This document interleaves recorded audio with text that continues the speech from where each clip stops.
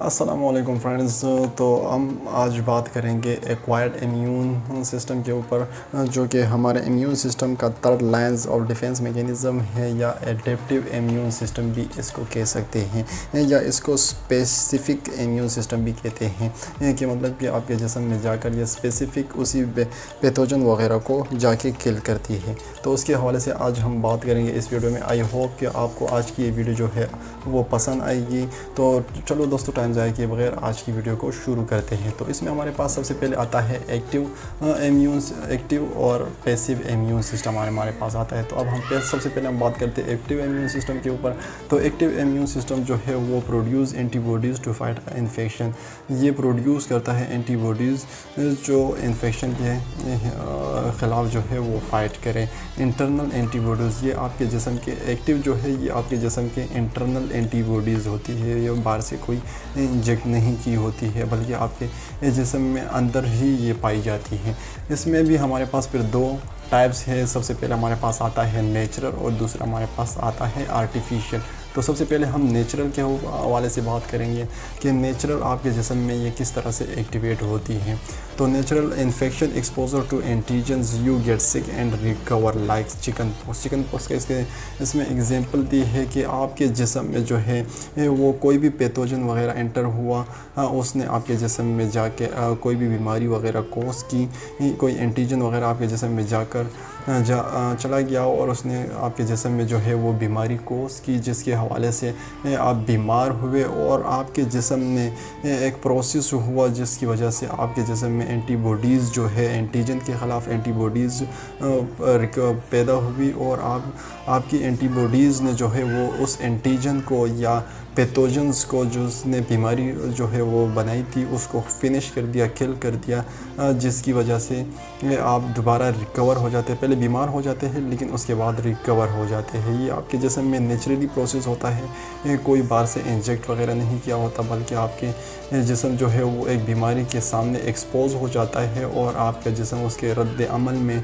Antibodies बनाकर दोबारा recover हो जाता है। इसी में फिर हमारे पास आता है आर्टिफिशियल में हमारे पास जो है वो इम्यूनाइजेशन वैक्सीनेशन की एग्जांपल इसमें दी है कि introduce specially prepared antigen into the body doesn't cause disease but stimulate your immune response. It नीचे अगर हम इसके हवाले से देखें तो it trigger your immune system to produce antibodies from this antigen pathogens bacteria virus etc। इसमें ये बताया है कि अगर मतलब कि ये आर्टिफिशियल तरीका होता है एक्टिव इम्यून सिस्टम का या third line of defence mechanism का, जिसमें हम आपके जिस्म में मतलब क्या हमारे जिस्म में जो है वो वैक्सीन के ज़रिए एक पैथोजन्स का या एक एंटीजन का एक छोटा सा पार्ट या एक कुछ भी उसका जो है वो इंजेक्ट कर देते हैं, जिसकी वजह से आपका जिस्म जो है उसके ख़िलाफ़ का प्रॉपर तरीके से काम शुरू कर देता है और आपका जिस्म जो है उस एंटीजन के ख़िलाफ़ जो है वो एंटीबॉडीज़ जो है वो बना देता है, जिसकी वजह से आप जो एंटीजन हम इंटर करते हैं वैक्सीन की मदद से, तो उसमें एक स्मॉल अमाउंट जो है वो एंटीजन का होता है जो कि आपको थोड़ा बहुत सिक कर देता है, बीमार कर देता है। बाज़ औक़ात पर ये बिल्कुल कुछ भी नहीं करता या आपको बीमारी वगैरह नहीं होती, बीमारी वगैरह नहीं बनती है, जिसकी वजह से आपके जिस्म जो है वो फास्टली या जल्दी से आपके इम्यून सिस्टम काम कर जाता है और उसके ख़िलाफ़ जो है वो एंटीबॉडीज़ बना देता है जो कि उसको किल कर देता है। लेकिन अगर बाद में भी उस एंटीजन का आपके जिस्म में कोई अंदर मतलब कि आ सका या अंदर मौजूद हो सका, तो उसकी वजह से आपके जिस्म में पहले से ही एंटीबॉडीज़ जो है वो बनी बनाई होती है, तो दोबारा बनने की ज़रूरत नहीं होती या आपको बीमार भी नहीं कर देती या बीमार भी नहीं कर सकती, जिसकी वजह से आपके एंटीबॉडीज़ जो है आपके जिस्म में जो एंटीबॉडीज़ बने होते हैं, क्योंकि आपने पहले ही वैक्सीन लगाया है, तो उसकी वजह से आपके जिस्म में जो है वो एंटीबॉडीज़ इस एंटीजन के ख़िलाफ़ बन जाते हैं। तो ये एंटीबॉडीज़ जो है आपके जिस्म में जो एंटीजन इंटर होता है या पैथोजन इंटर होता है जो बीमारी कोस करता है, तो उसको जाकर पहले ही पता होता है तो ये उसको जाके किल कर देता है, ख़त्म कर देता है। ये एक्टिव इम्यूनिटी ही हमारे पास होती है। ये उसी का एक किस्म है जिसमें हमारे पास एक नेचुरल होता है और एक आर्टिफिशियल होता है। तो आई होप दोनों आपको समझ आ गए होंगे। अब हम पैसिव इम्यूनिटी के हवाले से बात करेंगे कि पैसिव इम्यूनिटी हमारे मतलब कि क्या है। पैसिव इम्यूनिटी जो है ये एक शॉर्ट पीरियड के लिए होती है। ये antibodies give from the blood to another person और एनिमल, मतलब कि आपके ब्लड के ज़रिए भी दूसरे जो है वो जिस्म में जा सकती है। और अगर हम इसको देखें तो एडेप्टिव एंटीबॉडीज़ भी इसको कह सकते हैं, मतलब कि ये एंटीबॉडीज़ आपके जिस्म में बने बनाए नहीं होते, बल्कि आप आर्टिफिशियली तौर पे या नेचुरली तौर पे आपके जिस्म में डायरेक्ट इंटर हो जाते हैं। ये बने बनाए एंटीबॉडीज़ बनते हैं। इसमें आपके जिस्म को जो है इतनी ज़हमत करने की कोशिश नहीं होती या इतनी ज़हमत की ज़रूरत नहीं होती कि आपका जिस्म जो है वो एक्टिवेट हो और फिर एंटीबॉडीज़ बनाए, बल्कि ये बने बनाए ही एंटीबॉडीज़ जो है वो डायरेक्ट आपके जिस्म में जो है वो आ जाते हैं। जिसमें हमारे पास दो किस्म के तरीके हैं, जिसमें जैसे कि एक्टिव में नेचुरल और आर्टिफिशियल था, इसमें पैसिव में भी नेचुरल और आर्टिफिशियल है। तो सबसे पहले हम बात करते हैं नेचुरल के हवाले से। तो नेचुरल में अगर हम बात करें तो नेचुरल एंटीबॉडीज़ जो है वो आपकी मदर से जो है वो एक छोटे बेबी को जो है वो मिलते हैं, जो कि आपके जिस्म में, मतलब कि एक प्रेग्नेंट ख़वातीन या प्रेग्नेंट लेडीज़ जो है उसके जिस्म में जब फीटस होता है, बच्चा होता है उसके पेट के अंदर, तो प्लासेंटा के ज़रिए जो है वो आपके जिस्म में एंटीबॉडीज़ जो है प्लासेंटा के थ्रू जो है वो फीटस में जाते हैं या बच्चे में यूँ समझ लें कि जाते हैं। और जैसे ही वो दुनिया में आ जाता है, बर्थ हो जाती है बच्चे की, तो उसमें सबसे पहले जो आप लेडीज़ जो सबसे पहले मिल्क जो है वो देती है, उसमें भी काफ़ी मिक़दार पे जो है वो एंटीबॉडीज़ होती हैं, जिसे हम कोलोस्ट्रम भी कहते हैं, जो कि फ़र्स्ट ब्रेस्ट मिल्क होता है, जिसमें हमारे पास IgA ये हमारे पास तकरीबन 5 to 10% जो है मौजूद होता है। ये तब तक आपके बेबी को या आपके बच्चे को प्रोटेक्ट करती है जब तक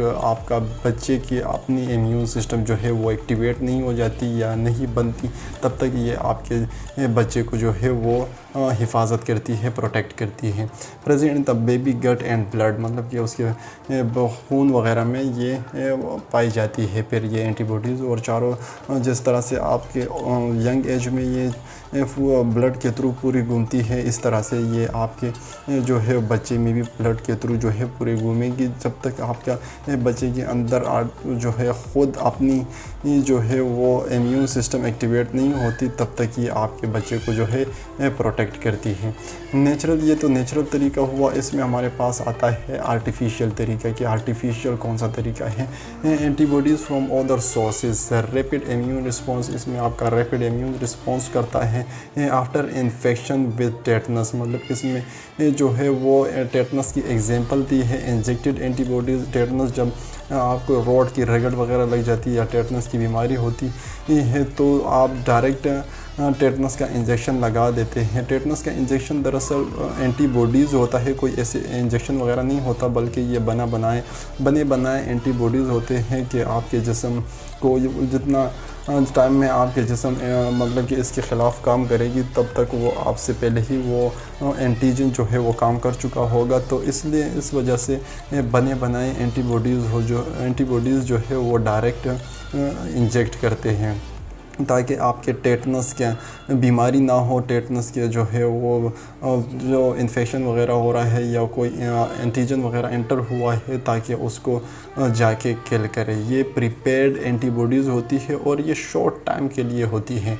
मतलब कि अगर ये एक दफ़ा आपने इंजेक्ट कर ली तो ये ऐसा नहीं कि आपके जिस्म में उम्र भर ये काम करेगी, बल्कि एक शॉर्ट पीरियड होता है, जो कि टेटनस की एग्जांपल दी है। तो टेटनस के हवाले से बात करेंगे कि तकरीबन जिस दिन टेटनस का इंजेक्शन आप लगा लेते हैं, तकरीबन ये 6 महीने तक फिर ये एंटीबॉडीज़ जो है आपके जिस्म में होती है, फिर आहिस्ता करके ये ख़त्म हो जाती है। अगर उसके बाद दोबारा आपको टेटनस की कोई मतलब कि आपको कोई चोट लगे या जंग वगैरह आलूदा चीज़ों से आपको कोई चोट लगे या रोड की रगड़ लगे, तो आपको दोबारा जो है वो एंटीबॉडीज़ जो है या टेटनस का इंजेक्शन जो है वो आपको दोबारा लगाना होता है।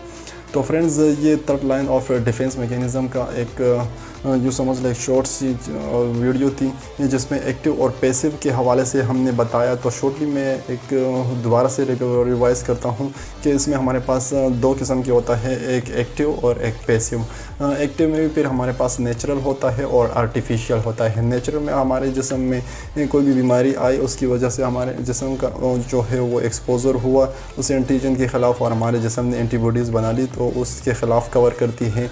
आर्टिफिशियल तरीका ये है कि आर्टिफिशियल तरीके में आपने सबसे पहले वैक्सीन के ज़रिए, मतलब कि आपने ख़ुद ज़बरदस्ती एक एंटीजन का एक स्मॉल अमाउंट जो है अपने जिस्म में एंटर किया ताकि आपका इम्यून सिस्टम जो है वो नींद से उठ जाए और उसके ख़िलाफ़ एंटीबॉडीज़ बना ले, ताकि दोबारा उस बीमारी वगैरह अगर अटैक भी करे तो आपके जिस्म में बने बनाए एंटीबॉडीज़ पहले से ही मौजूद हों। तो ये नेचुरल आर्टिफिशियल तरीका एक्टिव का था।